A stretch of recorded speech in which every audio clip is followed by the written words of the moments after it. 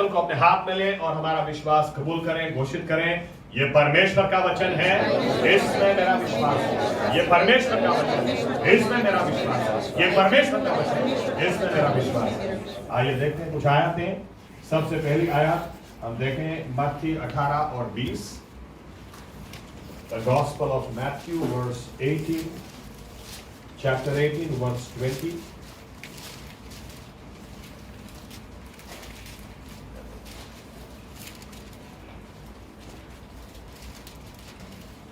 કેમ કે જ્યાં બે અથવા ત્રણ મારે નામે એકઠા થયેલા હોય ત્યાં તેઓની વચમાં હું છું। दूसरा भाग पढ़ेंगे प्रेरितों के काम 2 और 42, एक्ट्स 2:42।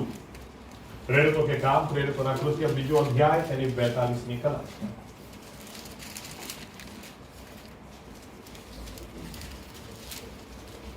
તેઓ પ્રેરિતોના બોધમાં, સંગતમાં, રોટલી ભાગવામાં तथा प्रार्थना में दृढ़ताથી लागू रहा। और आखिरी भाग पढ़ेंगे हिब्रूस 10वां अध्याय 23, 24 और 25 आयत।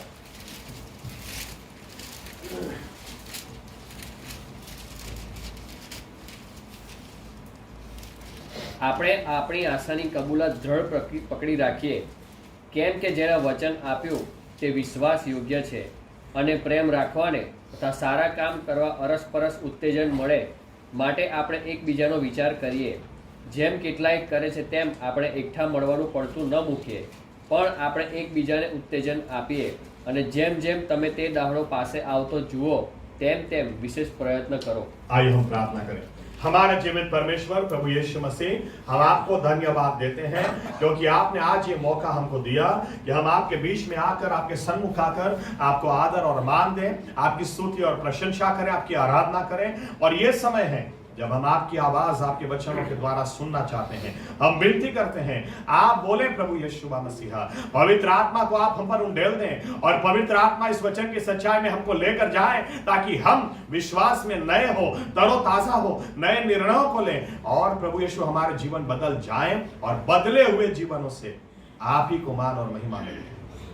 आप पवित्र आत्मा को हम सभी पर उंडेल दें, हमारी बंद आंखों को आप खोल दें, आपको सुन सके ऐसे कान हमें दें। ये हमारी प्रार्थना हमारे जीवित परमेश्वर प्रभु यीशु मसीहा के नाम से हम करते हैं, साथ में कहेंगे आमीन। धन्यवाद प्रभु यीशु। बैठ सकते हैं अपनी जगह।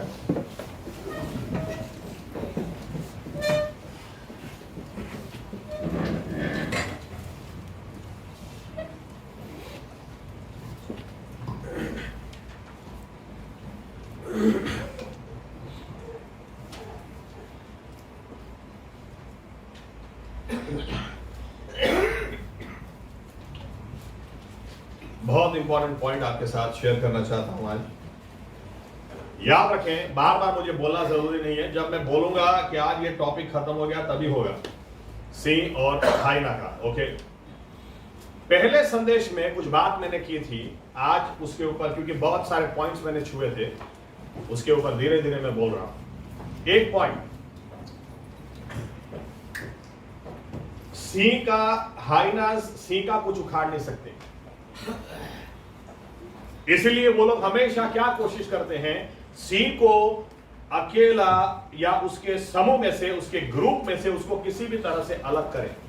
और जब उसको अलग करें, उसको इस तरह से ये घेर लेते हैं, फिर सी, देखो सी अकेला भी हो तो भी उसको हाइना से या जरक, जैसे आपने गुजराती में कहिए, उसे डरने की कोई जरूरत नहीं है। तकलीफ कहां होती है कि सी जब अकेला होता है और चारों बाजू से ये उसको घेर लेते हैं, कहीं ना कहीं सी डर जाता है, और जब डर जाता है तो वो भूल जाता है कि मैं कौन हूं, और इसीलिए जब वो भूल जाता है कि मैं कौन हूं, उसको मार देना आसान है। आज शैतान की कोई चाल नहीं है, वो जानता है विश्वासी व्यक्ति को संगति से आप अलग करो, संगति से एक बार अलग करो, कोई भी कारण, कोई भी बहाना, उसको संगति से अलग करो, और जब संगति से अलग करो उसके बाद उसको मार डालो, क्योंकि चोर चोरी करने के लिए नाश में ले जाने के लिए, मार डालने के लिए बाइबल कहती है और कोई कारण से नहीं आता है, कोई कारण से आता ही नहीं। उसके पास एक ही कारण होता है, उद्देश्य एक ही होता है, संगति से इसको अलग करो। और बिलीवर्स लोग ये भूल जाते हैं कहीं ना कहीं कि जब आपको संगति से अलग कर दिया जाएगा, आपकी पहचान ही नहीं रहेगी। आप भूल जाओगे एक दिन कि आप सही में सिंह हो, आप कौन हो, आप बिलीवर हो, आप परमेश्वर के बच्चे हो, और आपको पता भी नहीं चलेगा कब आपका जीवन खत्म हो जाएगा। जब हम पहली सदी के इतिहास को पढ़ते हैं, हमको सही में एक प्रश्न होना चाहिए, कौन सी ऐसी बात थी जिसकी वजह से ये विश्वासी फिर भी विश्वास में बने रहे। क्योंकि 2-4 साल खून बहा हो तो समझ में आता है, 225 साल तक, 225 साल का इतिहास अगर आप पढ़ेंगे, आप सोच भी नहीं सकते कि क्या क्या सिर्फ मसीह में विश्वास करने के कारण लोगों के साथ होता था। इतिहास में लिखा है कि ये लोग के साथ, एक तो आप ये तो जानते हैं, एक भी चेला बचा नहीं, हर चेले को मार दिया गया, सिवाय के यूहन्ना, वो भी इसलिए कि मरा नहीं, उसको भी उबलते तेल के अंदर डाल दिया था, लेकिन वो मरा नहीं, बाकी हर चेले को मार दिया गया। मसीह में जो विश्वास करते हैं, पहली सदी में उनके साथ बहुत ही बुरा सलूक होता था।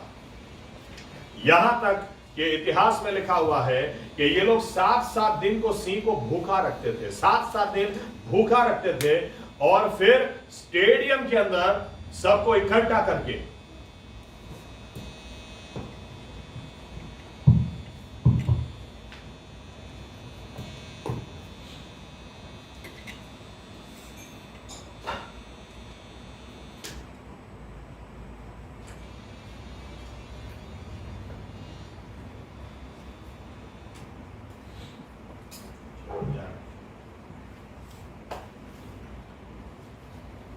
सात दिन सिंह को भूखा रखने के बाद विश्वासियों को स्टेडियम में डाल दिया जाता था और उनके ऊपर सिंह को छोड़ देते थे। 7 दिन आपने सिंह को भूखा रखा है, उसको 1 सेकंड नहीं लगती थी विश्वासियों को खा जाने में या मारने में। और इसके बावजूद भी लिखा हुआ है, एक विश्वासी मरता था फिर भी 50 नए लोग विश्वास में आते थे। एक बिलीवर को एक बार इस तरह से पकड़ा था कि उसके पैर पर, हाथ पर रस्सी बांध के घोड़े के साथ बांध दी थी। इस साइड ये पैर और हाथ की रस्सी इस घोड़े के साथ बांध दी थी। यीशु मसीह को नकार कर दो नहीं किया तो इस घोड़े को इस साइड दौड़ाया, इसको बीच में से शरीर फाड़ दिया, फिर भी नहीं छोड़ा। एक औरत के बारे में मैंने पढ़ा था, इसने जब अपना विश्वास नहीं छोड़ा तो जिस तरह से चिकन को तंदूर में सेकते हैं उस तरह से उसको सेक दिया, फिर भी इसने विश्वास नहीं छोड़ा। इतना खून, यहां तक कि सिर्फ तुम क्रिश्चियन हो या सिर्फ तुम मसीह यीशु में विश्वास करते हो, पकड़ लो, पकड़ के इसको खंबे पर बांध दिया जाता था, केरोसिन डालकर जला दिया जाता था, और जब वे जलते थे वो आग के अंदर ये लोग नीचे रोम का रास्ता बनाते थे। और ये सब बातें सिर्फ 2-4 साल की बात नहीं थी, 225 साल यही होता रहा। इसके बावजूद भी एक्चुअली अगर आप हिस्ट्री पढ़ोगे तो आपके दिल में एक ही बात आएगी कि क्रिश्चियनिटी खत्म हो जानी चाहिए, कलीसिया बंद हो जानी चाहिए, क्योंकि जहां भी आप जाते हैं वहां पर मार काट इस तरह से इस हद तक होती है, तो क्रिश्चियनिटी बंद क्यों नहीं हो गई। लेकिन उसके पीछे का एक कारण था, ऐसा लिखा है, ये विश्वासियों के पास एक निर्णय था 4 बातों में जो लोग उद्धार पाए हुए थे। ऐसा लिखा है प्रेरितों के काम 2 और 42 में, 4 बातों में वे दृढ़ता से लोलिन रहे। हिंदी में लोलिन शब्द, दृढ़ता से लोलिन रहे। गुजराती में लिखा है दृढ़ता थी लागू रहा। कौन सी 4 बातों में? ऐसा लिखा है प्रेरितों के काम 2 और 42 में, ये प्रेरितों के बोध में, द अपोस्टल्स डॉक्ट्रिन, दूसरी बात संगति में, तीसरा प्रभु भोज में, और चौथा प्रार्थना में। मेरा विषय आज दूसरा विषय है, दूसरा सब्जेक्ट संगति में दृढ़ता से लागू रहे। कौन सी ऐसी ताकत संगति में है, या कौन सी ऐसी बात जो विश्वासियों के इकट्ठा होने में है, कि पौलुस थोड़े समय के बाद जब इब्रानियों को लिखता है, इब्रानी का पुस्तक लिखता है, तो उसमें वो इस बात को लिखता है, जब जब मसीह का आना करीब होता चला जाए, जैसा कुछ लोगों ने किया वैसा तुम मत करना, इकट्ठा होना बंद मत करना। क्यों? कौन सी ऐसी खास बात इकट्ठा होने में थी कि बाइबल कहती है पहली सदी के लोग ये दृढ़ता से उसमें लोलिन रहे, और बाइबल कहती है, पौलुस मना करता है, कुछ भी हो जाए इकट्ठा होना, विश्वासियों का इकट्ठा होना कभी बंद नहीं होना चाहिए। आज इन बातों को हम देखना चाहते हैं, और इसीलिए याद रखना, अगर परमेश्वर का वचन यूं कहता है तो शैतान आपको कलीसिया से अलग करने के लिए हर कोशिश जो वो कर सकता है वो करेगा। क्यों? क्योंकि वो जानता है कौन सी आशीष इकट्ठा होने में, विश्वासियों के इकट्ठा होने में है। आमीन। हम देखना चाहते हैं कुछ बातों को, इसीलिए हम देखना चाहते हैं। सबसे पहली बात जो प्रभु यीशु ने खुद कही, आइए फिर से एक बार पढ़ते हैं, मत्ती 18 और 20 क्या लिखा है?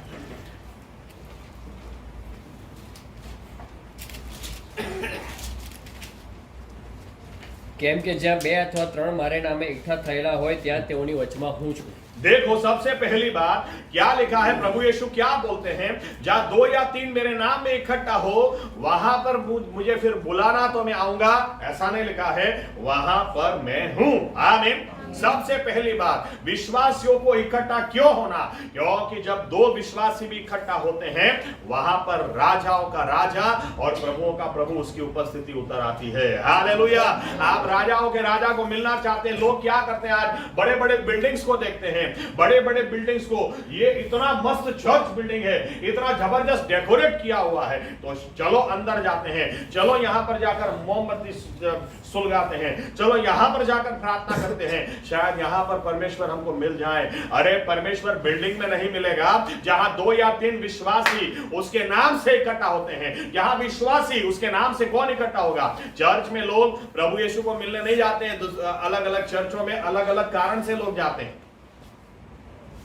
चलो भाई अपना लड़का बड़ा हो गया है तो देखते हैं क्या बोलते हैं, वो लड़की कैसी रहेगी, अपने लड़के के लिए बात चला। क्या अलग अलग कारण से लोग जाते हैं।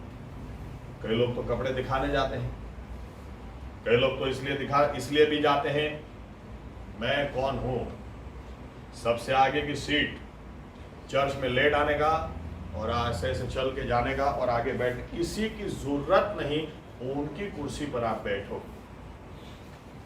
अलग अलग कारण से लोग जाते हैं, लेकिन एक विश्वासी ही है जो यीशु मसीह को मिलने जाता है।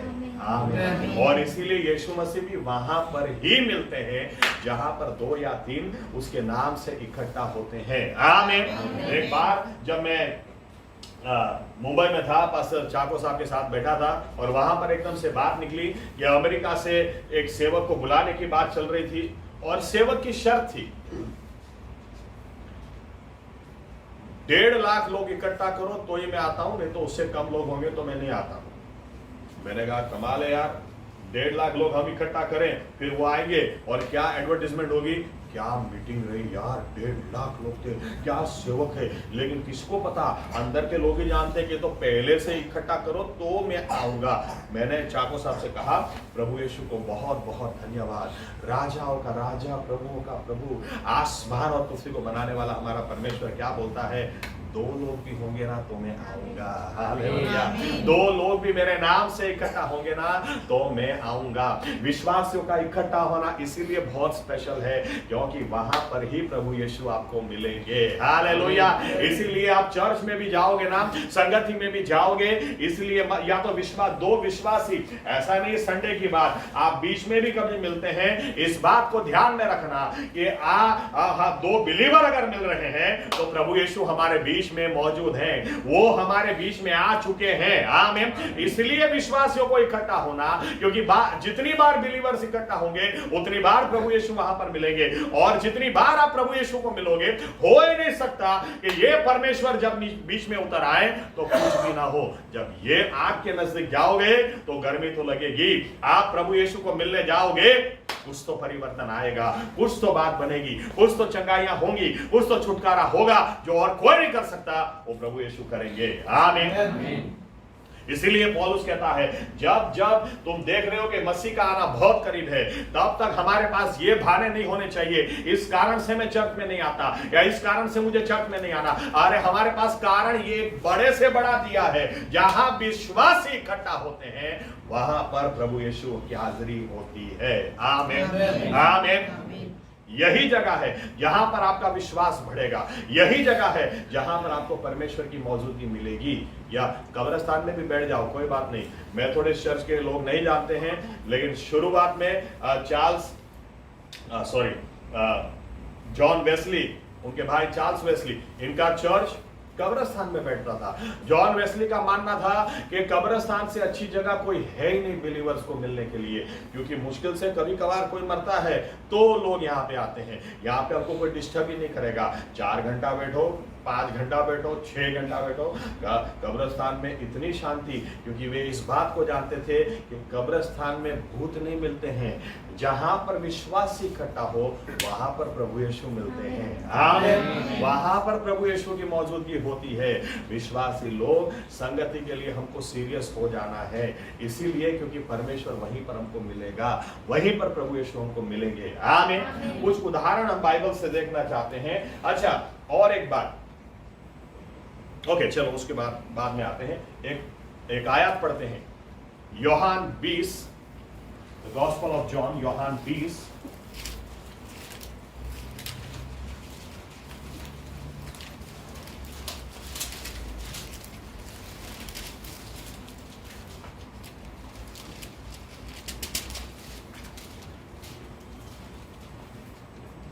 और 19। ત્યારે તે જ દાહડે એટલે અઠવાડિયાને પહેલે દિવસે સાંજ પડે શિષ્યો જ્યાં એકઠા થયા હતા ત્યાંના બારણા યહૂદીઓના ભયથી બંધ કરવામાં આવ્યા હતા। ત્યારે ઈસુ આવ્યો અને તેઓની વચમાં ઊભો રહીને તેઓને કહે છે કે તમને શાંતિ થાઓ। ओके, और 24 से आगे पढ़े। પણ ઈસુ આવ્યો ત્યારે થોમા, બારમાનો એક જે દિદુમસ કહેવાતો હતો, તે તેઓની સાથે નહોતો। તેથી બીજા શિષ્યોએ તેને કહ્યું કે અમે પ્રભુને જોયો છે। પણ તેણે તેઓને કહ્યું કે તેના હાથમાં ખીલાઓના વેહ જોયા વિના તથા મારી આંગળી ખીલાઓના વેહમાં મૂક્યા વિના તથા તેની કૂખમાં મારો હાથ નાખ્યા વિના હું વિશ્વાસ કરવાનો જ નથી। 8 દાડા પછી ફરીથી તેના શિષ્યો ઘરમાં હતા, થોમા પણ તેઓની સાથે હતો। ત્યારે બારણા બંધ કર્યા છતાં ઈસુ આવીને વચમાં ઊભા રહીને કહ્યું કે તમને શાંતિ થાઓ। પછી તે થોમાને કહે છે કે તારી આંગળી અહીં સુધી પહોંચાડીને મારો હાથ જો, અને તારો હાથ લાંબો કરીને મારી કૂખમાં ઘાલ, અને અવિશ્વાસી ન રહે પણ વિશ્વાસી થા। થોમાએ ઉત્તર આપ્યો કે મારા પ્રભુ અને મારા દેવ। ओके, अब देखिए यहां पर क्या लिखा है। यहां पर ऐसा लिखा है, विश्वासी लोग भयभीत हो गए थे, डरे हुए थे, लेकिन फिर भी अपने अपने घरों में नहीं थे, फिर भी एक साथ एक रूम के अंदर थे। विश्वासियों का इकट्ठा होना, यीशु मसीह ने क्या कहा था, जब बिलीवर्स इकट्ठा होंगे मुझे वहां पर पाओगे। ये लोग ने ऐसा नहीं कहा था प्रभु हमारे बीच में आ जाओ, इनको तो पता भी नहीं था इस तरह से कि ऐसा भी हो सकता है, लेकिन ये लोग बैठे थे। बाइबल क्या बताती है, दीवार के आर पार चल के यीशु मसीह आए और आकर सबसे पहली बात क्या कही, शालोम एलेखेम, तुमने शांति था, शांति हो। बहुत डरे हुए हो, अरे शांति रखो यार।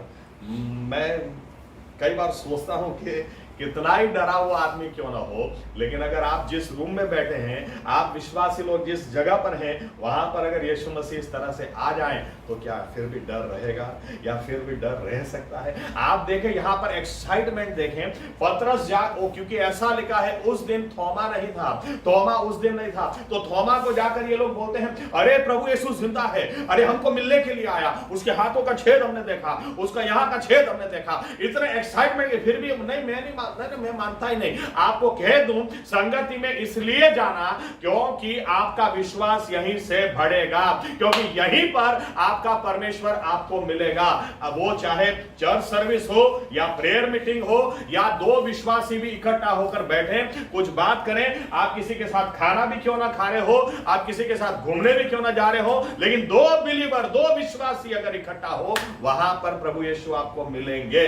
आमीन। यहां पर लिखा है कि थोमा ने क्या कह दिया वो लोग ही जानते थे। मैंने चर्च में भी एक बहन से पूछा, कल ही जब उनके घर पे मैं गया, काफी 8-10 लोग थे, मैंने पूछा आपको बाइबल से कोई प्रश्न है क्या? उन्होंने कहा पास्टर साहब मैं तो बोल ही नहीं सकती आपको, क्योंकि मेरे परिवार में लोग जानते हैं मुझे इतने प्रश्न होते हैं, लेकिन जब मैं चर्च में आती हूं हर प्रश्न का जवाब मिल जाता है। यहां तक कि जनवरी से आज तक की मैं आपको गवाही दे सकती हूं, जो पुस्तक मैं पढ़ती हूं वही पुस्तक में से एक आयत आप निकालकर संडे को बता देते हैं और मुझे मेरे प्रश्न का जवाब मिल जाता है। पास्टर साहब एक बात तय है, सही में चर्च में आते हैं, परमेश्वर हमसे बात करता है, वो बोलता है, वो हमारी जरूरियातों को जानता है। हालेलुया। बाइबल इसलिए कहती है थोमा के दिल में क्या था, किसी ने यीशु मसीह को नहीं बताया था, लेकिन पहली बात आप संगति से दूर रहेंगे, दूसरे लोग बोलेंगे अरे ये जिंदा परमेश्वर है, अरे इसको हमने देखा है, ये पुनरुत्थान पाया हुआ परमेश्वर है। लेकिन आप संगति से दूर रहेंगे, आपका विश्वास थोमा जैसा ही रहेगा। मैं नहीं मानता, मैं इन बातों को नहीं मानता। अरे दूसरे लोग झूठ थोड़ी ना बोल रहे हैं, पतरस झूठ बोल रहा है, यूहन्ना झूठ बोल रहा है, फिलिप झूठ बोल रहा है, सभी लोग झूठ बोल रहे हैं क्या? लेकिन थोमा मानने को तैयार ही नहीं था। लेकिन कोई बात नहीं, लिखा है उस हफ्ते वो नहीं था, लेकिन दूसरे हफ्ते 8 दिन के बाद ऐसा लिखा है वही चेलों के साथ थोमा था। आप सोचें कि कितना अद्भुत, पर प्रभु यीशु यहां पर दीवार के आर पार चलकर वापस आते हैं और दूसरी कोई बात नहीं करते, सीधा थोमा के साथ बात करते हैं और डायरेक्ट थोमा से बोलते हैं थोमा ये रहा छेद, ये रहा छेद। थोमा तो चेलों के आगे बोला था, लेकिन परमेश्वर जानता है, प्रभु यीशु जानते हैं इसके दिल में क्या समस्या है। संगति में जब आप रहोगे ना तो वो सिर्फ उतर आएगा, उतना ही नहीं, वो बोलेगा, आपसे बात करेगा, आपसे व्यवहार करेगा और आपका विश्वास यहां तक उस पर चला जाएगा कि 8 दिन पहले जो बोल रहा था मैं मानने को तैयार ही नहीं हूं, इस समय वही थोमा घुटनों पे चला गया और जाकर बोलता है मेरे प्रभु, मेरे परमेश्वर, my Lord, my God. Hallelujah. अंत के दिनों दिन कितने ही बुरे क्यों ना हो, आपका विश्वास कितना ही कमजोर क्यों ना हो, संगति में जाना शुरू करो, संगति में रेगुलर रहो, विश्वासियों के साथ रेगुलर बने रहो, ताकि आपको यीशु मसीह बार बार मिले, बार बार मिले, बार बार मिले। आपको लगता है मेरी समस्या बहुत बड़ी, अरे जितनी बड़ी समस्या उतना ज्यादा संगति में रहो, क्योंकि संगति में प्रभु यीशु ने कहा जहां 2 या 3 विश्वासी मेरे नाम से इकट्ठा होते हैं वहां पर मैं हाजिर हूं। और जहां पर वो हो, प्रभु यीशु मसीह जहां पर हो, वहां पर सब कुछ वैसा का वैसा रहे, ये हो नहीं सकता है। Hallelujah, hallelujah. राजाओं का राजा, प्रभुओं का प्रभु। मैं ये उदाहरण कई बार लोगों को देता हूं। एक करोड़पति परिवार था जो अहमदाबाद में मेरे घर पे आता था, उनके जीवन में बहुत बड़ा काम हुआ था। उस समय हार्वर्ड यूनिवर्सिटी से MBA किया हुआ था, gold medalist, MBA gold medalist. उनके दिन की तनख्वाह 56,000 रुपीज थी। 2002-2003 में दिन की तनख्वाह 56,000 रुपए। इंडिया में ब्रॉडबैंड उन्होंने डाला, ब्रॉडबैंड का प्रोजेक्ट उनको सरकार ने दिया था। आई कारा के नाम से शुरू हुआ, अभी यू ब्रॉडबैंड, ये ब्रॉडबैंड, अभी सब बहुत कुछ है। एनीवे, वो मेरे घर पर आते थे तो उनको पता था मुझे चॉकलेट्स बहुत अच्छी लगती है, पेस्ट्रीज बहुत अच्छी लगती है, केक्स अच्छे लगते हैं, तो हर बार लेकर आते थे भर भर के। एक बार उनसे मैंने कहा देखो आप इतना मत लाओ, क्योंकि लास्ट टाइम जो आप लाए थे अभी फ्रिज में पड़ा, इतना थोड़ी ना खाते हम लोग, घर में 4 लोग हैं, इतना थोड़ी ना खाते, आप तो कितना ले आते हैं। उन्होंने जो जवाब दिया मुझे हमेशा के लिए याद रह गया। उन्होंने मुझे यूं कहा, आपकी बात ठीक है, लेकिन हम ये नहीं देखते ना कि आपके घर में 4 लोग, जब हम आपके घर आते हैं तो हम ये देखते हैं कि हमको परमेश्वर ने इतना पैसा दिया है, इतना कुछ दिया है, और हम परमेश्वर के दास के घर खाली हाथ कैसे जा सकते? जब ये उन्होंने कहा, उसी वक्त मेरे दिल में ये बात आई, तो प्रभु यीशु को हम बुलाएंगे तो वो खाली हाथ कैसे आएगा? वो कभी नहीं आएगा। आमीन, आमीन। बाइबल कहती है कि पृथ्वी अस्त व्यस्त थी, पृथ्वी एकदम खाली थी, उसमें कोई भी जीवन नहीं था, लेकिन परमेश्वर की उपस्थिति वहां पर उतर आई। और जब परमेश्वर की उपस्थिति वहां पर उतर आई, बाइबल कहती है आज हम जिस जगह खड़े हैं या बैठे हैं, ये जगह पहले ऐसी नहीं थी, लेकिन परमेश्वर की उपस्थिति ने सब कुछ बदल दिया। यही परमेश्वर आपके जीवन में हो सकता है। बहुत सारी कमजोरियां हो, बहुत सारी अधूराइयां हो, लेकिन आप संगति में जाओ, आप संगति में जाओगे, एक दिन में सब कुछ नहीं बदल जाएगा, क्योंकि एक दिन में परमेश्वर ने सब कुछ नहीं बदल दिया, सब नहीं बना दिया। 6 दिन में, एक दिन उजियाले को अंधेरे से अलग किया, एक दिन पानी को पानी से, तीसरे दिन कहा पानी में से जमीन बाहर आओ। लेकिन आप जिस दिन जाना शुरू करेंगे, उस दिन से काम आपके जीवन में शुरू हो जाएगा। हालेलुया। ताकि आप आज शायद शक करने वाले व्यक्ति हैं, लेकिन एक दिन आप भी थोमा की तरह आकर कहेंगे, माय लॉर्ड, माय गॉड, मेरे प्रभु, मेरे परमेश्वर। आप विश्वासियों की संगति में जाओ तो वहां पर आपको यीशु मसीह मिलेंगे। आमीन, आमीन। इसीलिए संगति को छोड़ना नहीं है, इसीलिए संगति में बने रहना है, क्योंकि इस दुनिया में, इस संसार में अगर परमेश्वर की उपस्थिति कहीं भी मिलेगी, प्रभु यीशु कहीं मिलेंगे, तो विश्वासियों के सम्मुख ही, विश्वासियों के बीच में ही वे मिलेंगे। आमीन, आमीन। थोमा, देखो थोमा के जीवन में कितना बड़ा काम हो गया, कितना बड़ा काम। एक शक करने वाला व्यक्ति, इसके जीवन में इतना बड़ा काम हो गया कि बाइबल यूं कहती है, उसके बाद इस आदमी ने चेलों को भी छोड़ दिया, और संगति को भी छोड़ दिया, और सीधा वहां से इंडिया आया, और इंडिया में आकर उसने सेवकाई की। आप सोचे, परमेश्वर के 12 चेले जब प्रभु यीशु ने चुने थे, जब हम 12 चेलों के बारे में पढ़ते हैं, हम शायद कई बार ये भी नहीं सोचते हैं, अरे परमेश्वर ने उन 12 चेलों में हमको भी तो देखा था, इसीलिए थोमा को चुना। थोमा इंडिया आया, और सबसे पहले उसी समय सुसमाचार इंडिया में थोमा के द्वारा आई। वही आदमी जो शक कर रहा था, वही आदमी जो यूं कह रहा था मैं नहीं मानता, वही व्यक्ति जब संगति में रहा, प्रभु यीशु ने आकर उसको अनुभव दिया। बाइबल कहती है उसने अपने आप को झुका दिया, मेरे प्रभु, मेरे परमेश्वर। इसीलिए हम बाकी के पुस्तकों में थोमा के बारे में कुछ नहीं पढ़ते, क्योंकि वो इंडिया आया। आज भी उसकी कब्र चेन्नई के अंदर है। आपने कभी सोचा क्या, बाइबल पढ़ते पढ़ते ये 12 चेले प्रभु यीशु ने चुने, उसमें हमारे देश को भी देखा था?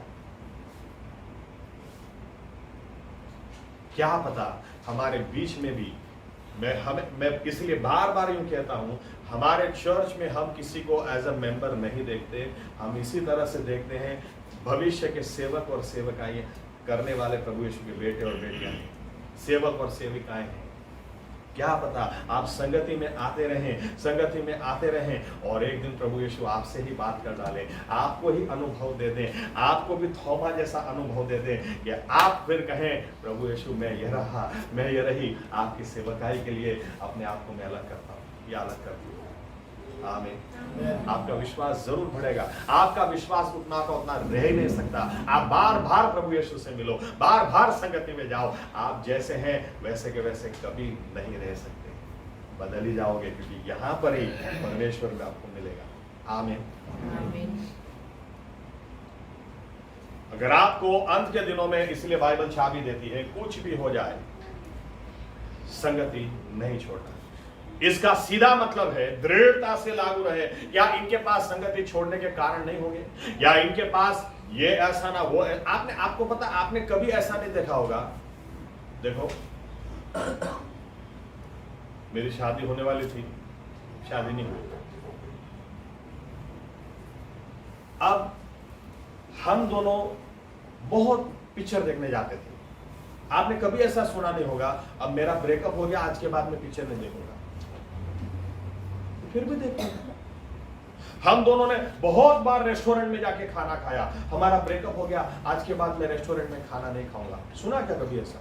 लेकिन चर्च की बात आती है, वहां पर ऐसा सुनने को मिलेगा, हमारा ब्रेकअप हो गया तो मैं आज के बाद चर्च में नहीं खाऊंगा। हमारा ब्रेकअप हो गया तो आज के बाद मैं बाइबल नहीं पढ़ूंगा, हमारा ब्रेकअप हो गया आज के बाद मुझे प्रार्थना नहीं करनी। अरे आपको उस समूह में से जहां परमेश्वर ने आपको रखा, ये जरक हाइनास आपको अलग कर रहे हैं, अलग होने का बहाना दे रहे हैं। लेकिन बाइबल कहती है पहली सदी की कलीसिया दृढ़ता से कुछ भी हो जाए विश्वासियों के समूह को हम नहीं छोड़ेंगे। क्यों? क्योंकि वहीं पर परमेश्वर की उपस्थिति हमको मिलती है, वहीं पर वो उतर आता है, वहीं पर वो हमसे बात करता है। सेकंड पॉइंट आपको देता हूं, चलिए एक आयत पढ़ते हैं।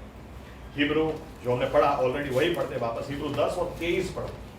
हिब्रू 10, इब्रानी 10 और 23।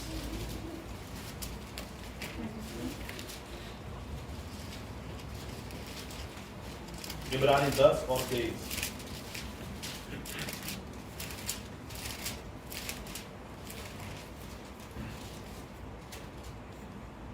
આપણે આપણી આશાની કબૂલાત દૃઢ પકડી રાખીએ, કેમ કે જેણે વચન આપ્યું તે વિશ્વાસ યોગ્ય છે। ओके, देखो क्या लिखा है, दो विश्वासी इकट्ठा होंगे।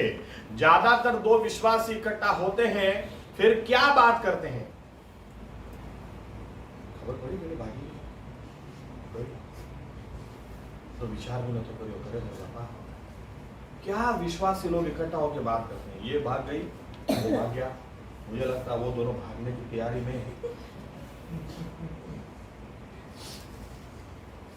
मुझे तो लग रहा था ये दोनों का सेटिंग है, लेकिन पता चला अरे वो दोनों का सेटिंग। अरे तुमको नहीं भी पता चलता तो क्या भाई। लेकिन विश्वासी लोग गलती यहां पर करते हैं, ये भूल जाते हैं कि जब हम इकट्ठा हो तो हमें क्या बात करनी चाहिए। क्या लिखा है यहां पर? फिर से एक बार पढ़ो 23, फिर से एक बार। આપણે આપણી આશાની કબૂલાત દૃઢ પકડી રાખીએ, કેમ કે જેણે વચન આપ્યું તે વિશ્વાસ યોગ્ય છે। विश्वासी लोग जब मिलेंगे ना तो क्या बात इनके बीच में होनी चाहिए? अपने विश्वास को, जो आशा आपको परमेश्वर ने दी है, उसको पकड़े रखना। आमीन, उसको पकड़े रखना। मैं आपको उदाहरण देता हूं, मैं क्या कहना चाह रहा हूं। पहले तो यूं कह दूं, अपने विश्वास को हम कई तरह से पकड़े रख सकते हैं। बातों के द्वारा भी, दूसरा स्तुति के द्वारा भी, तीसरा प्रार्थना के द्वारा भी, चौथा धन्यवाद के द्वारा भी, उपवास के द्वारा भी और आराधना के द्वारा भी। आपको उदाहरण देकर मैं बताता हूं, लेकिन कहने का मतलब क्या है? आपके विश्वास को, क्योंकि ऐसा लिखा है 24 और 25 के अंदर, जब भी इकट्ठा हो एक दूसरे को उत्तेजन देना। आमीन। उत्तेजन कौन सी बात से देना? अरे तुम्हारे विश्वास को तुम पकड़े रखो, तुम्हारा विश्वास वो बांटो, ये मत बांटो वो भाग गई और मुझे लगता है वो भाग जाएगा, मुझे लगता है उसका है और उसका टूट गया ये सब बातें बात करने से किसका विश्वास बढ़ने वाला है? लेकिन कोई समस्या लेकर आता है मेरे पास, वो आकर मुझे बोलता है पास्टर साहब मुझे ये समस्या है। मैं यूं कह सकता हूं, देखो एग्जैक्टली यही समस्या से मैं भी जा रहा हूं, लेकिन हम एक बात जानते हैं, इंसान को नामुमकिन है लेकिन परमेश्वर को सब कुछ मुमकिन है। चलो साथ में मिलकर हम प्रार्थना करते हैं कि प्रभु यीशु हमारे दोनों के प्रश्नों में से हमको बाहर लेकर आए। आमीन। क्या बोला हमने? हमारे विश्वास को कबूल किया। हमारा विश्वास क्या है? समस्या तो है, लेकिन परमेश्वर को कुछ भी नामुमकिन नहीं है। वो छुड़ा सकता है, वो बदल सकता है। इस विश्वास को कबूल करो, दोनों की बैटरी चार्ज होगी और परमेश्वर की उपस्थिति इस तरह से उतर आएगी कि जरूर वहां पर बड़ा काम होगा। आमीन। उदाहरण देता हूं बाइबल से। सबसे पहला उदाहरण फटाफट, प्रेरितों के काम 16, 25, 26। देखिए क्या लिखा है। प्रेरितों के काम 16,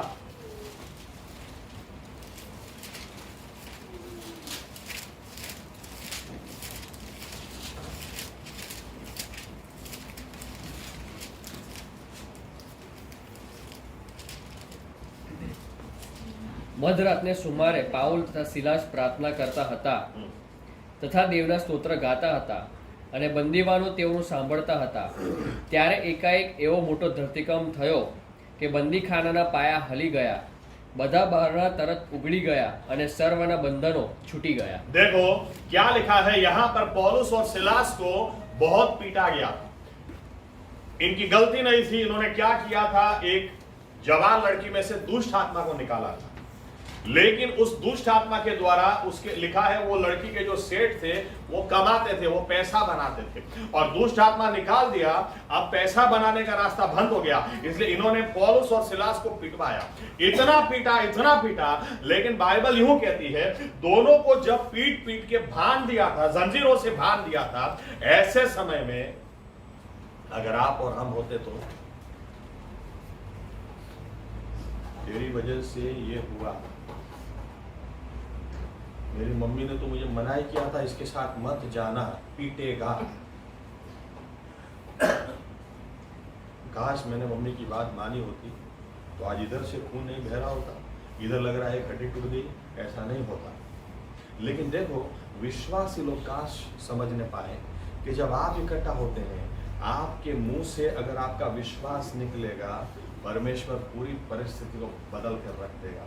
ऐसा लिखा है, रात को ये लोग क्या कर रहे थे, अरे खून बह रहा था, अरे जख्म गहरे थे, इसके बावजूद इनके साथ गलत भी हुआ था, इन्होंने कहा कुछ ऐसा किया था कि इतना मार खाना पड़े, लेकिन इसके बावजूद क्या लिखा है, रात को इन्होंने प्रार्थना करना शुरू किया और स्तुति आराधना शुरू कर दी। स्तुति आराधना क्या दिखाती है, मैं एक उदाहरण देता हूं। जब एंजल छोटी थी तो मैं ऐसे लेट जाता था, उसको मेरे ऊपर बिठाता था और फिर उसको स्टोरी सुनाता था कि दाऊद गा रहा था, दाऊद ऐसे गा रहा था, वो है हमारा राजा दुख संकट से, और उतने में वो भालू आए और भालू आके वो भेड़ को पकड़ कर ले गया, तो वो पीछे पीछे गया और वापस ले आया। फिर एक दिन वो गीत गा रहा था, सिंह के ऊपर सांप के ऊपर, और उसी वक्त सिंह आया और वो भेड़ को ले गया, तो वो पीछे पीछे गया, चल। तो ऐसे में उसको सिखाता था। यहाँ पर मतलब क्या प्रार्थना कर रहे थे, क्या गीत गा रहे थे, क्योंकि लिखा स्तुति गा रहे थे। आमीन। तो यहाँ पर इनका विश्वास दिखता है। ऐसे हालात में भी प्रार्थना कौन करेगा, इसको भरोसा है परमेश्वर इस हालात को भी बदल सकता है। आमीन आमीन। यहाँ पर पौलुस और सिलास एक दूसरे को हिम्मत दे रहे हो, चले काम कर, तू प्रार्थना करा यार, अरे अपने परमेश्वर के लिए कहाँ कुछ ना मुमकिन। और दूसरे चल अभी गीत गाते हैं, क्योंकि लिखा प्रार्थना भी की, गीत भी गा रहे थे। क्या बता, गीत भी गा रहे थे, विनती सुनने वाले मेरे आंसू बहाने वाले, क्योंकि पत्थर दिल तो नहीं थे, इतना पीटेगा कोई तो आपके आंसू भी तो बहेंगे, आपका दिल भी तो अंदर से जख्मी होगा, अरे क्या बुरा कर दिया, क्या ऐसा कर दिया। लेकिन ऐसे समय जब इन्होंने प्रार्थना करना, अपने विश्वास को एक दूसरे के आगे बयां करना शुरू कर दिया, बाइबल कहती है परमेश्वर ने वहां पर अपनी आत्मा को उंडेल दिया, वो उतर आया। और जैसे मैंने कहा, जो एक आदमी, करोड़पति आदमी मेरे घर खाली हाथ नहीं आता, अगर परमेश्वर की उपस्थिति उतर आए वो कभी खाली हाथ नहीं आता। आमीन। क्या हुआ, लिखा है सबसे पहले जैसे ही परमेश्वर की उपस्थिति उतर आई, एक भूकंप वहां पे आ गया और इनकी जंजीरें खुल गई। और ये इतना ही नहीं, ऐसा लिखा है सभी की जंजीरें टूट गई। आप इस बात को मान के चलो, आप अगर अपने विश्वास को पकड़े रखेंगे, अपने विश्वास को आप किसी भी हालत में नहीं छोड़ना, और जब दूसरे विश्वासी के साथ में मिलकर आप स्तुति और आराधना करेंगे, प्रार्थना करेंगे, आप साथ में मिलकर, परमेश्वर की उपस्थिति इस तरह से उतर आएगी, आपके जंजीर, आपके बंधन टूट जाएंगे, दूसरों के भी बंधन टूट जाएंगे। आमीन। हम लोग गलती यहां पर करते हैं, कितनी ही अस्त बातें हो, हम यही बोलते रहते हैं, ये अस्त है, ये अस्त है, ये व्यसन है, ये ठीक नहीं है, ये नजर ठीक नहीं है, ये बात, अरे सब बात सच है, लेकिन आपके ऐसे बोलने से कुछ बदलने वाला नहीं। लेकिन आप अगर स्तुति आराधना करें, आप दूसरे को प्रोत्साहन दें, दो विश्वासी अगर इकट्ठा हो, दो विश्वास इकट्ठा हो, चलो एक गाना गाते यार, साथ में मजा है, गाना गाते, आपको पता है वो बात भी आपकी जंजीरों को तोड़ने वाली बात हो सकती है। चलो ना एक प्रार्थना करते हैं साथ में, अरे एक प्रार्थना तू भी करा, चल मैं भी कराता हूँ, हम लोग साथ में मिलकर प्रार्थना करेंगे। हम सोच भी नहीं सकते कितना बड़ा काम हो सकता है। आमीन आमीन।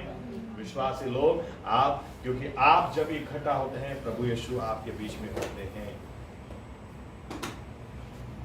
आप स्तुति करें, आप आराधना करें। पौलुस सिलास इनके देखो परिस्थिति और हालात किस तरह से परमेश्वर ने बदल दिए। ऐसा लिखा है सिर्फ 2 ही लोगों की संगति थी, लेकिन काम कितना बड़ा हो गया। ऐसा लिखा इनको लगा हर कैदी भाग जाएगा। बाइबल कहती है वो पौलुस और सिलास अंदर से चिल्लाए, नहीं कोई नहीं भागा है, कोई भी नहीं गया है। अरे परमेश्वर ने दूसरों के हृदय में भी ऐसा काम किया। नहीं तो जंजीरें छूटने के बाद दारोगा को लगा, वो जमादार को लगा कि मैं खुद खुशी कर लूं, क्योंकि ये लोग भाग जाएंगे, कल वो मेरा अगवा के मुझे मार डालेगा। पौलुस ने कहा मत कर खुदकुशी मत कर। सभी लोग अंदर है, कोई नहीं भागा। परमेश्वर ने, क्योंकि गुनहगार थे लोग, भागने का मौका मिले और ना भागे, लेकिन परमेश्वर की उपस्थिति उतरती है, वहां पर हृदय बदलते हैं, वहां पर स्वभाव बदलते हैं, वहां पर गुनहगार व्यक्ति भी बदल जाता है। आमीन। और जिस जमादार ने इनको पीटा था, जिस जमादार ने इनको मारा था, वही बाइबल कहती है रात को इनको अपने घर ले गया, उसने मलहम लगाया, घाव को साफ किया, और उतना ही नहीं, उसी रात, क्योंकि ये बात उसने देखी थी, उसने और उसके परिवार ने मसीह को अपना जीवन दिया और वे उद्धार पाए, बपतिस्मा लिया और वे उद्धार पाए। क्या नहीं हो सकता। संगति को इसलिए कभी नहीं छोड़ना। 2 विश्वासी आप इकट्ठा हो, आप ध्यान में रखना कि हम 2 विश्वासी इकट्ठा हुए हैं, अरे काफी है, क्योंकि प्रभु यीशु ने कहा 2 इकट्ठा होंगे मैं हूं। आमीन। मैं हूं।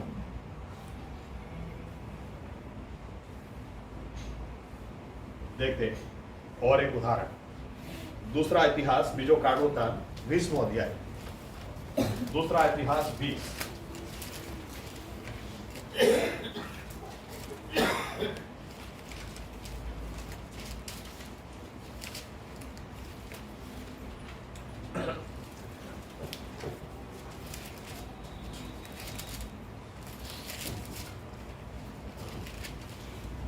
બીજો કયો વૃત્તાંત?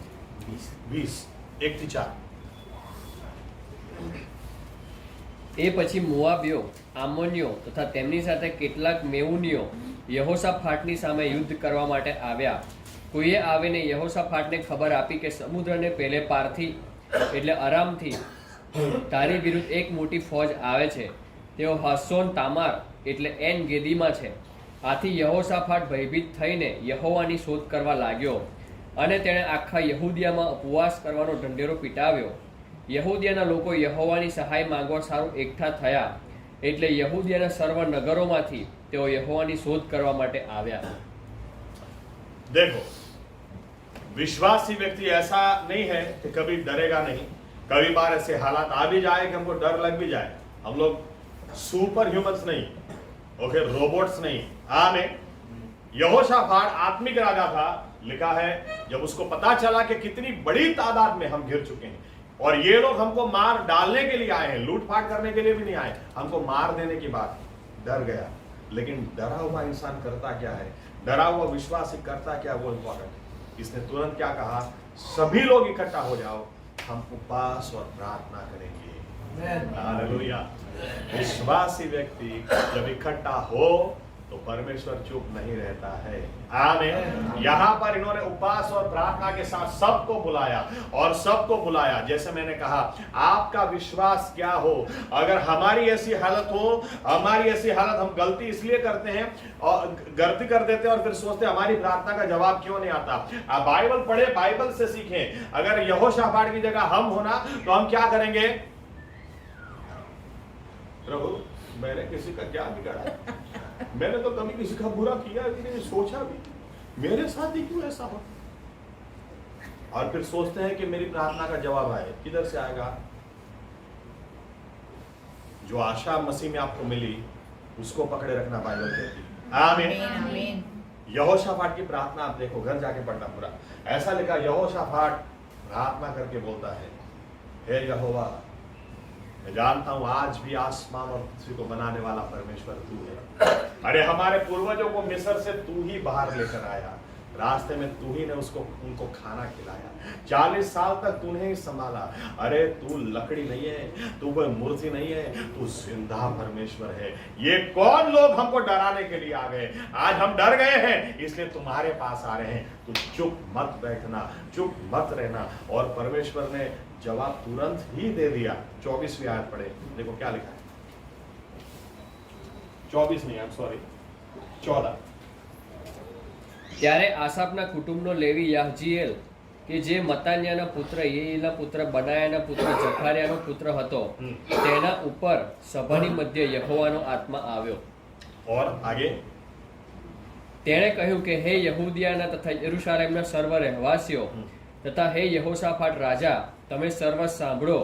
યહોવા તમને કહે છે કે આ મોટા સૈન્યને લીધે તમારે બીવું કે ગભરાવું નહીં, કેમ કે એ યુદ્ધ તમારું નથી પણ દેવનું છે. हालेलुया. देखो क्या लिखा है, जब विश्वासी लोग कितनी ही बड़ी समस्या क्यों ना लगे, लेकिन जब विश्वासी लोग उपवास और प्रार्थना करें, विश्वासी लोग जब इकट्ठा, ऐसा ही होना चाहिए. आज विश्वासी लोग क्या करते हैं, देख देख उसको देख, उसकी हाइट बॉडी तो देख, मेरे को तो लगता है मेरे पास तो 10 मिनट से ज्यादा नहीं है, मेरे को क्या लगता है मुझे तो मेरा हार्ट फेल पहले ही हो जाएगा. ऐसी सब बातें करते हैं. इसकी बजाय आप ये जाने, जब विश्वास इकट्ठा होते हैं, आपके विश्वास की आप कबूलात करें, परमेश्वर की हाजिरी उतर आएगी. आमीन. परमेश्वर की हाजिरी. यहोशाफाट ने प्रार्थना की और उतर आई. और परमेश्वर ने क्या कहा, अरे कितनी बड़ी तादाद में क्यों ना दुश्मन हो, कितनी ही बड़ी तादाद में ये समस्या क्यों ना हो, युद्ध यहोवा का है. परमेश्वर अब खुद वो लड़ाई करेगा. आप सोचें कितनी ही बड़ी समस्या क्यों ना हो, लेकिन अगर बाइबल का परमेश्वर हमारे पक्ष में उतर आए, रोमनों की पत्री 8 और 31 में लिखा है, परमेश्वर हमारे पक्ष में, तो हमारे सामने कौन टिक सकता है. एलिशा ने भी कहा, एलिशा ने कहा, हे परमेश्वर यहोवा, इसकी आंखें खोल ताकि ये देख सकें कि हमारे दुश्मन जितने हैं उससे ज्यादा तो हमारे साथ में लोग हैं. और जब गेहाजी की आंखें खुली तो उसने देखा, अरे बाप रे बाप, इतने सारे लोग, इतने सारे दूत परमेश्वर के हमारे पक्ष में उतर आए. बहुत बड़ी बात. आमीन. विश्वासी लोग जब प्रार्थना करें, बहुत बड़ी बात है, बहुत बड़ी बात. वहां पर परमेश्वर ने कहा, अब युद्ध तुम्हारा नहीं, अब ये मेरा है. विश्वासियों की संगति में और बाइबल का परमेश्वर आपको मिलेगा. यहीं से आपका विश्वास बढ़ेगा, यहीं पर आपके बंधन टूटेंगे. कई बार लोग उल्टी बात करते हैं. कई बार लोग क्या बोलते हैं, अरे तू दारू पीता है चर्च में मत जा, अरे तू सिगरेट पीता है चर्च में मत जा, अरे तू ये ऐसा करता है वैसा करता है चर्च में मत जा. लेकिन बात एक्चुअली उल्टी है. यीशु मसीह जब वेश्याओं के साथ बैठते थे और उनको फरोशी लोग आकर कहने लगे, उनके चेलों को, यीशु मसीह से भी बात की, क्यों ऐसे लोगों के साथ उठता बैठता है. यीशु मसीह ने क्या कहा, अरे भाई बीमारों को ही डॉक्टर की जरूरत है. अगर आपको लगता है कि आप बीमार नहीं हैं तो आपको मेरी जरूरत है ही नहीं. सिंपल सी बात है. आप में कोई अधूराई क्यों ना हो, कमजोरी क्यों ना हो, आप फिर भी संगति में आते रहें, क्योंकि बार बार प्रभु यीशु से आप मिलोगे, बार बार वो आपको छुएगा, बार बार आपसे बात करेगा, बार बार आपकी जंजीरें धीरे धीरे धीरे धीरे टूटती चली जाएगी. 2 साल 3 साल 4 साल 5 साल बाद आप पीछे मुड़कर देखेंगे, आपको आश्चर्य होगा, क्या था मैं, कहां से कहां आ गया. प्रभु यीशु को मिलना कभी भी छोड़ना मत. आमीन. आमीन. वहीं से आपका विश्वास बढ़ेगा, वहीं पर आपके बंधन टूटेंगे, वहीं पर आपके युद्ध को वो अपने बना लेगा. आमीन. आपके जीवन में कितनी बड़ी समस्या क्यों ना हो, आप घर में प्रार्थना करो, या तो दूसरे 2-3 विश्वासियों को कहो, कब टाइम यार चलो ना मिलकर प्रार्थना करते. बहुत बड़ी समस्या ने घेर लिया, प्रार्थना करते हैं. परमेश्वर जो कल आज और युगानुयुग वैसा का वैसा है, वो क्या बोलेगा, प्रार्थना के जवाब में वही तो बोलेगा, बेटा बेटी आज के बाद ये युद्ध मेरा है, तू चिंता मत कर. और वो अगर युद्ध अपना बना लेगा तो कौन हमारे सामने टिक सकता है. आमीन. देखो क्या हुआ, आगे पढ़ते हैं. 21वीं आयत से आगे पढ़ो. 21 से आगे. તેણે લોકોને એ બોધ આપ્યા પછી સૈન્યની આગળ ચાલતા ચાલતા યહોવાની આગળ ગાયન કરનારાઓને, પવિત્ર વસ્ત્ર પહેરીને તેની સ્તુતિ કરનારાઓને તથા યહોવાનો આભાર માનો, કેમ કે તેની કૃપા સદાકાળ ટકે છે, એ સ્તોત્ર ગાનારાઓને ઠરાવ્યા. તેઓએ ગાયનોનો તથા સ્તુતિ કરવાનો પ્રારંભ કર્યો. એટલે યહોવાએ આમોનીઓનો, મોઆબીઓ તથા સેઈર પર્વતના લોકો, જેઓ યહૂદિયાની સામે લડવા આવ્યા હતા, તેઓના માર્ગમાં કેટલાક માણસોને સંતાડી રાખ્યા અને તેઓએ માર ખાધો. આમોન તથા મોઆબના લોકોએ સેઈર પર્વતના રહેવાસીઓની સામે થઈને તેઓનો સંપૂર્ણ સંહાર કર્યો. શહેરના રહેવાસીઓને પૂરા કરી રહ્યા પછી તેઓએ માહોમાહે લડીને એકબીજાનો નાશ કર્યો. જ્યારે યહૂદિયાના લોકો અરણ્યની ચોકીના કિલ્લા પાસે જઈ પહોંચ્યા ત્યારે તેઓએ તે સૈન્ય તરફ નજર કરી તો તેઓની લાશો જમીન પર પડેલી દીઠી ને તેઓમાંનો એક પણ માણસ બચ્યો નહોતો. યહોશાફાટ તથા તેના સૈનિકો તેઓને લૂંટવા માંડ્યા, ત્યારે તેઓને પુષ્કળ દ્રવ્ય, વસ્ત્ર તથા કિંમતી જવાહીર મળ્યા. તેઓએ પોતાને માટે ઉતારી લીધા, પણ તે વધારે હોવાને લીધે તેઓ તે ઉંચકી લઈ જઈ શક્યા નહીં. તે લૂંટ એટલી બધી હતી કે તે લઈ જતા તેમને 3 દિવસ લાગ્યા. ओके, देखिए क्या लिखा है यहाँ पर. जब ये लोग युद्ध के अंदर गए और इनको पहले से बोल दिया गया था युद्ध यहोवा का है, इनकी प्रार्थना का जवाब आ चुका था, ये युद्ध के अंदर गए, वहां पर इन्होंने स्तुति आराधना शुरू की. देखो, आप प्रश्न के अंदर आपको कोई आकर ऐसा बोले बहुत बड़ा समस्या है, और सामने मैं आपको ऐसा बोलूं, ठीक है गिटार लेके चलो गीत गाते, तो क्या लगेगा? इसका दिमाग खिसक जाएगा. मैं बोल रहा हूं इतनी बड़ी समस्या है. यहां पर चारों बाजू से घिर चुके हैं, ये क्वायर को आगे रख रहे हैं और बोलते गीत गा. लेकिन इनको नियम पता था, गीत की बात नहीं है. जब आप परमेश्वर की आराधना करते हैं वो उतर आता है. हालेलुया. कहां पर रहता है? बाइबल कहती है जहां पर उसकी स्तुति है, इज़राइल की स्तुति के ऊपर वो विराजमान होता है. साम्स 22:3, भजन संहिता 22 और 3. और इसीलिए जब परमेश्वर उतर आया तो उतर आकर वो चुप नहीं रहता है. आमीन. ऐसा लिखा है कि परमेश्वर ने क्या काम किया, कई लोगों को उसी ने मार दिया और बाकी के लोग अंदर अंदर ही झगड़ा करके मर गए. इतना कि जब यहूदा के लोग वहां पर पहुंचे तो लिखा है एक भी आदमी जिंदा नहीं बचा था.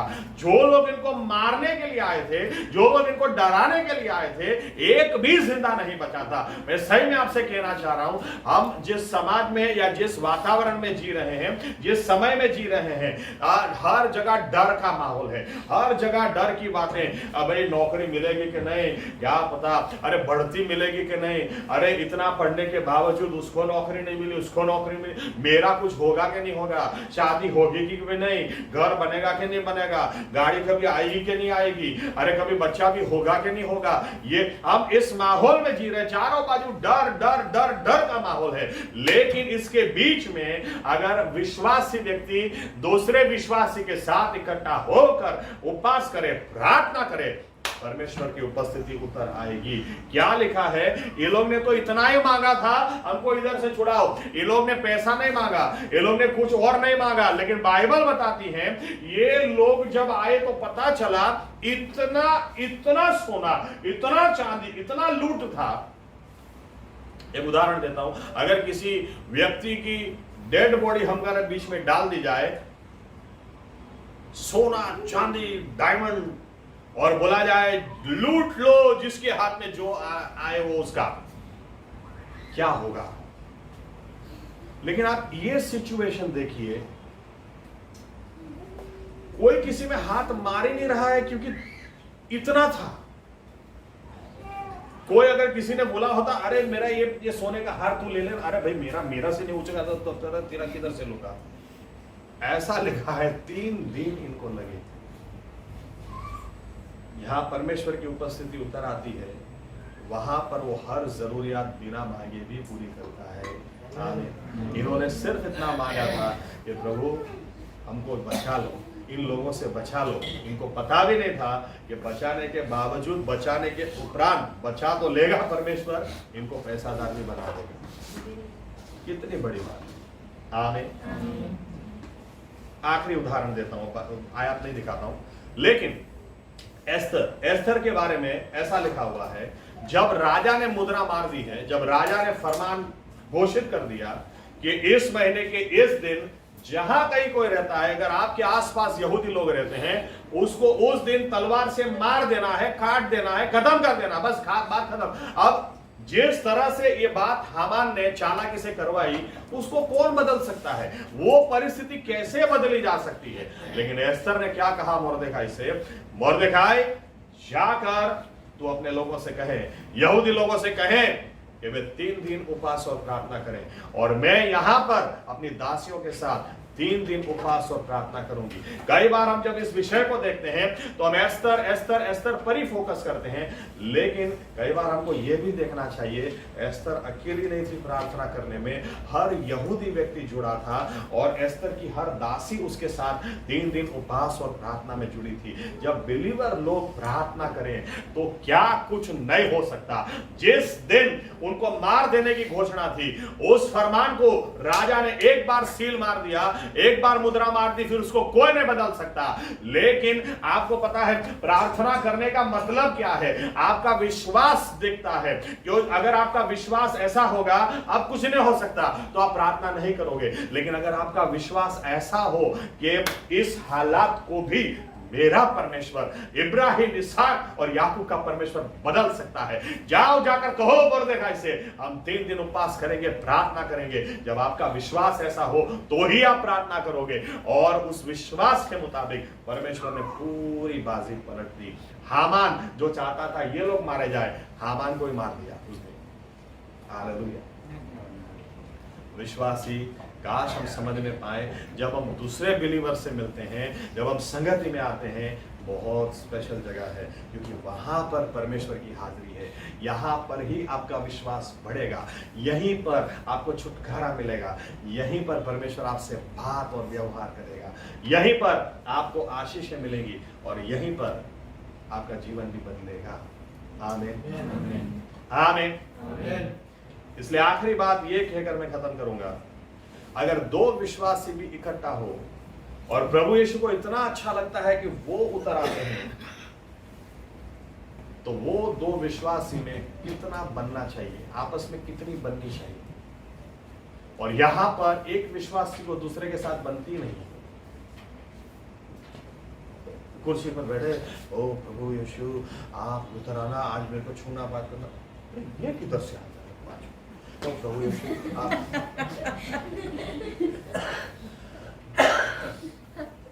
विश्वासी को दूसरे विश्वासी के साथ बनी नहीं रही।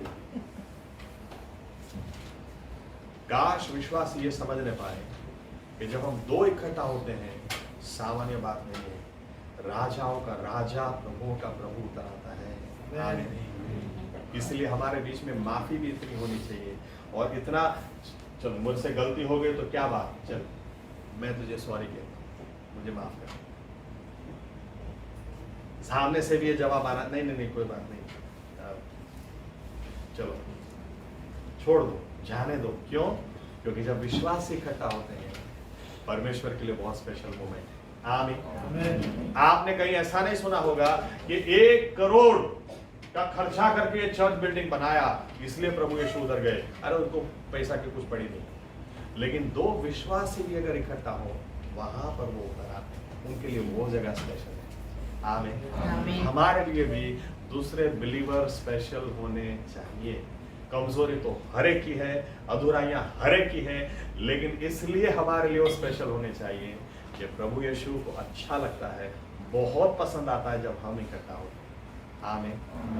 और बाइबल इसलिए हमको यूं कहती है, जो परमेश्वर को तुम देख ही नहीं सकते और कहते हो मैं उससे प्यार करता हूं, ये कैसे हो सकता है? जब तुम्हारे भाई को तुम देखते हो, उसी को तुम प्यार नहीं करते। जिसको देखते हो उसको तो प्यार करो। प्रभु यीशु सही में हमको अनुग्रह दे, क्योंकि शैतान कोई ना कोई कारण सिंह को देता है। जज हाइनास कोई ना कोई कारण सिंह को देते हैं ताकि सिंह वहां से अलग हो। बीच में शशि भाई मुझे बोल रहे थे कि अरे मैंने एकदम एक वीडियो देखा, चीते ने शिकार किया हिरन का। जैसे हिरन का शिकार किया, सभी हाइनास चीते के पीछे लगे। चीता पेड़ के ऊपर चला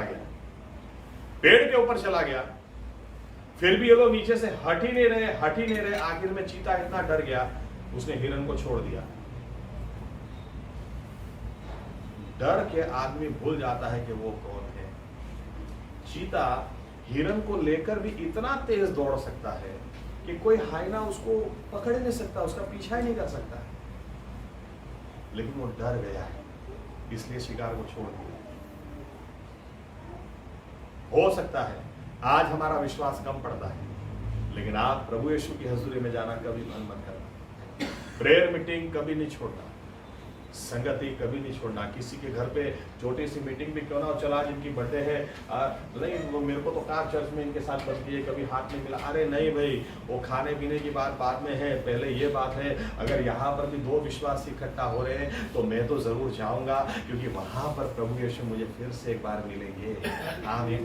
वहां पर फिर से एक मुलाकात होगी, वहां से फिर से एक स्पर्श मिलेगा, और मेरा विश्वास जो आज बहुत कमजोर है एक दिन वहां तक आ जाएगा, जहां से थोमा की तरह मैं भी कहूंगा माय लॉर्ड माय गॉड, जहां पर वो मेरे दिल की बात मेरे सामने लाकर रखेगा, मुझसे बात करेगा, मुझसे व्यवहार करेगा, मेरे बंधनों को तोड़ेगा, मेरे दिल को वो छुएगा, मेरी प्रार्थनाओं के जवाब देगा, मांगा उससे बढ़कर देगा, और मैं ऐसा कैसा नहीं रहूंगा। आमीन आमीन। जब भी दूसरे विश्वासी के साथ आप इकट्ठा हो, आप विश्वास की बात करें, आप सोच भी नहीं सकते परमेश्वर की उपस्थिति उतर आएगी, और वो हालात को इस तरह से बदलेगा कि हम सिर्फ यूं ही नहीं कहेंगे यहोशापाट ने ये किया, थोमा ने ये किया, इसने वो किया, उसने। एक दिन हम यूं भी कहेंगे इनके जीवन में जो परमेश्वर ने किया वही मेरे जीवन में भी किया, वही हमारे जीवन में भी किया, क्योंकि वो कल आज और युगानुयुग वैसा का वैसा है। ये मेरी गवाही हो, ये आपकी गवाही हो। आमीन। आइए अपनी जगह खड़े हो जाए।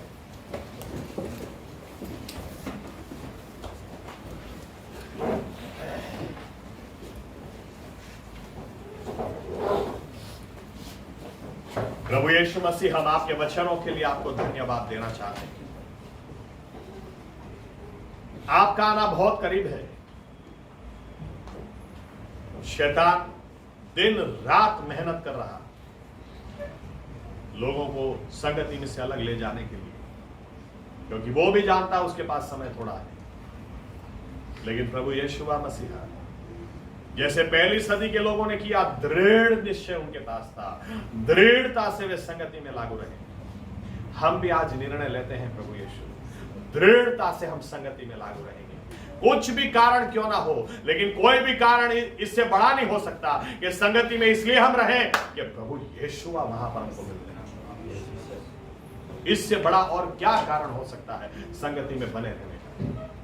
राजाओं का राजा और प्रभुओं का प्रभु, वो हमको वहां पर मिलता है।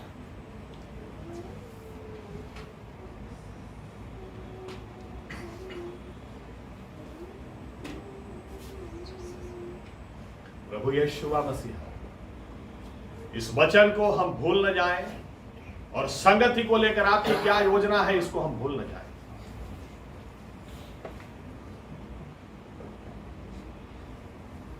कई लोग बहाना निकालेंगे, कहेंगे नहीं हम तो घर में ही बाइबल पढ़ेंगे, क्योंकि परमेश्वर सर्वव्यापी है। अरे घर में आप बाइबल पढ़ो, वही बाइबल घर में भी कहती है। घर में परमेश्वर आपसे बात करेगा और कहेगा संगति में जाओ, संगति मत छोड़ो, यही बाइबल बताती है। दूसरे विश्वासियों की संगति में बने रहो। प्रभु यीशु मसीह हमें अनुग्रह दे, ताकि शैतान की कोई चालों में हम फंस न जाएं, लेकिन हम हर हाल में संगति में बने रहें। आपका आना करीब है, ऐसे समय हमारा निर्णय और भी दृढ़ बना रहे। कुछ भी हो, हम संगति में बने रहें।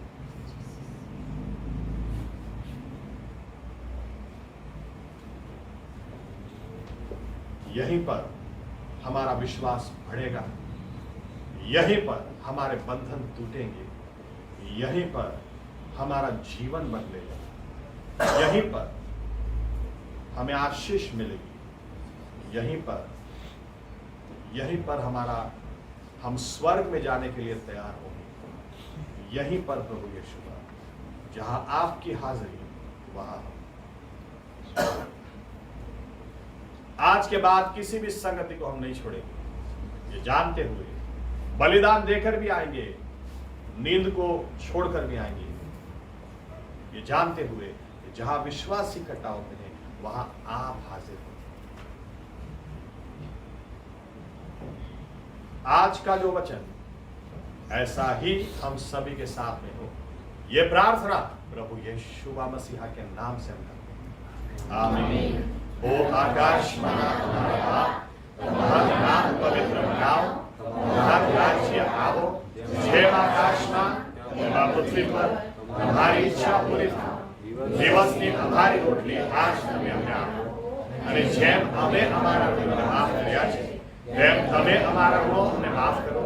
અમને પરીક્ષણમાં ન લાવો, પણ બુરાઈથી અમારું છૂટો કરો. કેમ કે રાજ્ય તથા પરાક્રમ તથા મહિમા સર્વકાળ સુધી તમારા છે. આમેન. હવે આપણા તારનાર પ્રભુ યેશુવા મસીહાની કૃપા, આપણા આત્માઓની કાળજી હમણાંથી સદા સર્વકાળ સુધી રાખો. આમેન. ધન્યવાદ પ્રભુ યેશુ.